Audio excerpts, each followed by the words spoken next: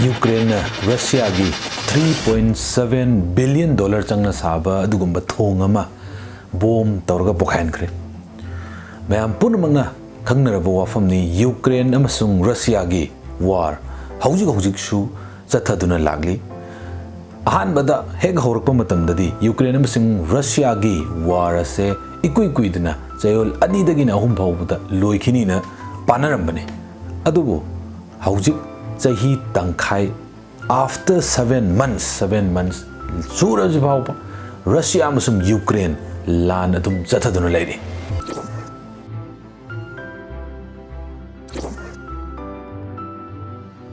Ukraine thugai gi badugumba Russia gi thong KERCH BRIDGE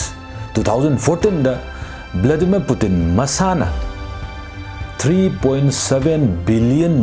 changna adugumba sakiba amadi sangagi badugumba thong amani mahak masana ihan hanbada thong ase mahak masana haibadi Vladimir Putin president of Russia jina truck thauduna sangagi badugumba thongni aduga haiba thongje kadai dano haikanda Russia na occupy tawraga leiriba aduguma Crimea hariba mafam sini aduga hariba lam ani se samdahan bai batari yamna maru oiba aduguma thong amani Russia gi oina adubu Ukraine na truck amada bomb hapchalaba matungda thugai gi bani haiduna lakpa pauni adu direct oina Ukraine thugaire na hairabra yes Ukraine gi president Zelensky gi advisor oina leiriba misak sina yes Crimea gi thongje sungsoi thugai pam thoi haina adugi statement pirakre magi court direct oina court to matamda mana haigiba wadu mak haiba matamda Crimea bridge must be destroyed hana hai ataragadi last sahi tha tariat sumaina lakposida last kanane hena naibe henjelake ha matamda Ukraine hena naibe henjelakbi mongni Russia jibo adu kanane hena ngamgani kana kamain tawni kana support ta lei haibagi tonganba video ma pambi taragadi ai sungsoi sujana samjarake adu ngasi gi sidi karigi damakta Russia na sagriba thong haibadi $3.7 billion haibadi crore chahumga homdra billion dollar changna adumaina sariba aduguma thongje karigi damakta Ukraine na thugai ribano haibagi matang duni aduga Ukraine jina hai yam ponga kamai haige matamda Russia na illegally oina aina yadaba mongda lawsalliba lam khudingmak Ukraine koina hujikti amamam toina lawsanba mu haurani amamam toina lawthokpa haurani haibagi wafam babu thamkrabani aduga hujikti amuksu haibi yai ikuidana Russia gi president Vladimir Putin na haigi matungina kariguma darkar leitaragadi nuclear power nuclear bomb sungsoi dana sizinarpa yai haibagi dugumba akiba haitare warning thamgrabani adi taragadi hawjik tawriba adugumba Ukraine jina Russia gi thong thugai dana tawriba sida kibuzu yawnari haibadi karigumba what if the president of Russia Vladimir Putin push the button of nuclear bomb haitare nuclear bomb gi button no kayuma namgi taragadi kayuma namakpa taragadi what will happen to the world scenario haiba potse koina khangba mathau tai naina mathau tai yengjinba mathau tai taragadi Zelensky na thajabam di leijari ba masada kayino matamda karigumba haidi Russia jina nuclear bomb je sizinnarakpagi chang je amna sizinnaroi sine kaigino matamda akoigi nuclear power je hek sizinnarakpa matamda nuclear bomb je sizinnarakpa matamda Russia gi side ta khara leiri bai tare China gumba India gumba mi chang habinate but adum khara di leiri because they are buying things from Russia even though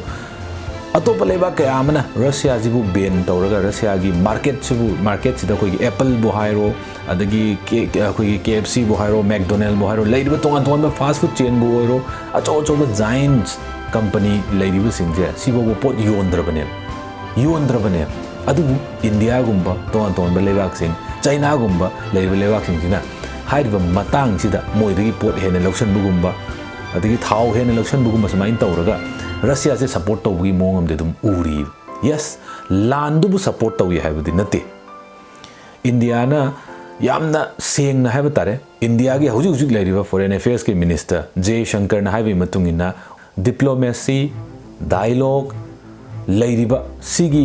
adugumba lalong sidoina haibadi wari sanaba dialogue tawba negotiate tawba sidana henna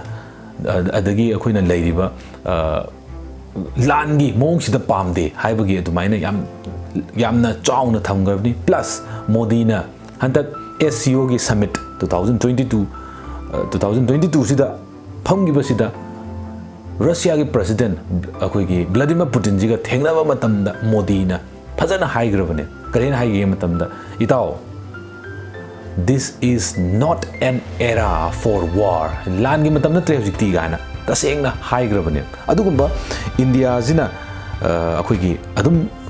against war de dum lepi adubu nakanda support tawba haibadi Russia je adum support ka tawbi mong de adum uri bane adubu karigumba Russia na hairiba nuclear power nuclear bomb jaksi nagi taragadi tongan tongan be lairiba prithvi de lairiba lam jingjina Russia je bu tasengna info ga thamgi mong ma lakpa yai haibaza kanana khange matamda Zelensky na khange aduna hek kadawi matamda bomb hek hadakti Ukraine jin nei khalai bin lanje aduna mayam makata na yengsi adudi karigi da makta Ukraine na hairi ba thong ji thugai ribun karigi da makta attack tawri bun maramdi ngasai gi akoina mamangi tha tariat tagi soknari ba lan haiba tare haidi attack tawrei ba kanana Russia ni Ukraine da invade tawrei ba adagi attack tawrei ja sisida kaidawge matamda 20% of Ukraine's area habatare Ukraine gi chada kun akoi gi mafams area ja chi loksal leigrabane bitargadi hari bi lokshan gri bi lamza si je amuk kanana lokshan ab hona reiba Ukraine na amuk Russia na lokshan gi lamje mu lawna tawrei ne aduna ngasai gi KERCH BRIDGE yamna maru oiba adugumba thongamani karigino hai matamda Russia na Crimea tana lake taragadi hariba thongdu phawgadoin plus ngasai gi Russia na loksalaga leiriba Kherson area adagi tongan ba Ukraine gi loksalaga leiriba lamjing ge phawge taragadi hariba adugumba thongje phawduni aduna hariba thongje truck amada kaidoge matamda Ukraine na truck tu da pulaga truck tu torga thugai bane adu thongje am chawi am sangi aduna mate khara mafum khara thugai bai wani plus thongje only truck gumba car gumba khatang chen banate railway su cheli aduna truck chen ba or by road oina leiri pa mafum sidi hojigi oina di sizina ba yaroi haidi bom duna kaigrabani na aduga railway gi side tu madi ngasi haibadi bom pokai gi numit aduga akoigi nongnini sidai tar sungsoi suna repair toroga ikui dana train gi service to dile phalloi haibagi adugumba Russia gi authority na hairakibasu leire adu taragati hujik leiriba Russia ga Ukraine ga leiriba lanje loiba naigiroi khara wat kheni matam khara leigini aduna tongan ba dugumba Russia na tawgibagi lamandudi Ukraine su khummi aduna karigi damakta Ukraine adu yamna kanna adu yamna chawna leiriba dugumba Russia ja sidai laman khumbanga maibno hai kanda nakanda kana leiri USA leiri nakanda European country punamak lepaga leiri kana gi damakta Ukraine gi damakta aduga military aid haibatare akoi gi lan taw matam ji changi ba khujukhlai khuding makse kanana mateng pangi USA na mateng pangi adagi UK na mateng pangi tonga chow ba lebak sing sina paisa pai ba lebak sing sina mateng pangi aduna bu Ukraine na Russia da mukpangamine hojik aduna akoi ju mungai any khanaba matamda akoi akoi MMA daga thabak akoi gi tawriba kare tare acho ba fighter sing sina akoi nakan lep tar akoi ju phuna ba ki roy aduga chamane hai tar aduna ngasi gi damaktani Ukraine amadi Russia ani sigi maramda atopa kari analyze tawhunbi pami mayamna comment haibiro aduna mayamna haiba video se tentakna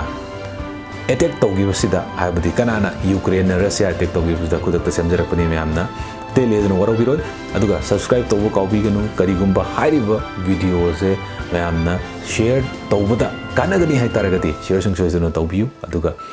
ꯃꯔꯨꯑꯣꯏꯅ ꯁꯥꯇ꯭ꯔꯁꯤꯡꯗ ꯍꯦꯟꯅ ꯈꯪꯍꯟꯕꯤꯕ ꯑꯗꯨꯒ ꯏꯆꯥꯁꯤꯡꯗ ꯏꯅꯥꯎꯁꯤꯡꯗ ꯏꯆꯜꯁꯤꯡꯗ ꯍꯦꯟꯅ ꯈꯪꯍꯟꯕꯤꯕ ꯀꯔꯤꯒꯤꯅꯣ ꯍꯥꯏꯕ ꯃꯇꯝꯗ ꯍꯥꯏꯔꯤꯕꯁꯤꯡꯁꯦ ꯖꯦꯅꯔꯦꯜ ꯑꯦꯋꯥꯔꯅꯦꯁ ꯍꯥꯏꯕ ꯇꯥꯔꯦ ꯍꯥꯏꯗꯤ ꯃꯇꯝꯒꯤ ꯍꯧꯖꯤꯛ ꯍꯧꯖꯤꯛ ꯊꯣꯛꯏꯕ ꯑꯗꯨꯒꯨꯝꯕ ꯏꯚꯦꯟ ꯑꯣꯏꯕꯅꯤꯅ ꯍꯦꯟꯅ ꯃꯣꯏꯗ ꯈꯪꯕ ꯃꯊꯧ ꯇꯥꯏ ꯑꯗꯨꯅ ꯃꯈꯣꯏꯗ ꯍꯦꯟꯅ ꯌꯦꯡꯍꯟꯕꯤꯌꯨ ꯐꯣꯟ ꯂꯩꯇ ꯇꯥꯔꯒꯁꯨ ꯑꯗꯣꯝꯒꯤ ꯐꯣꯟ ꯄꯤꯕꯤꯌꯨ ꯑꯗꯨꯒ ꯌꯦꯡꯍꯟꯕꯤꯌꯨ ꯊꯥꯒꯠꯆꯔꯤ ꯉꯁꯤꯒꯤꯗꯃꯛꯇꯗꯤ ꯌꯨꯠ ꯑꯦꯛꯁꯄ꯭ꯂꯣꯔ ꯇꯤꯚꯤꯅ ꯄꯨꯖꯔꯛꯄ ꯑꯗꯨꯒꯨꯝꯕ ꯚꯤꯗꯤꯑꯣꯁꯦ ꯃꯄꯨꯡ ꯐꯥꯅ ꯂꯣꯏꯕ ꯐꯥꯎ ꯌꯦꯡꯕꯤꯕꯒꯤꯗꯃꯛꯇ ꯑꯃꯨꯛꯀꯁꯨ ꯍꯟꯅ ꯁꯟꯇꯣꯁ ꯁꯔꯃꯅ ꯃꯌꯥꯝ ꯄꯨꯝꯅꯃꯛꯄꯨ ꯊꯥꯒꯠꯆꯔꯤ ꯑꯃꯗꯤ ꯈꯨꯔꯨꯝꯖꯔꯤ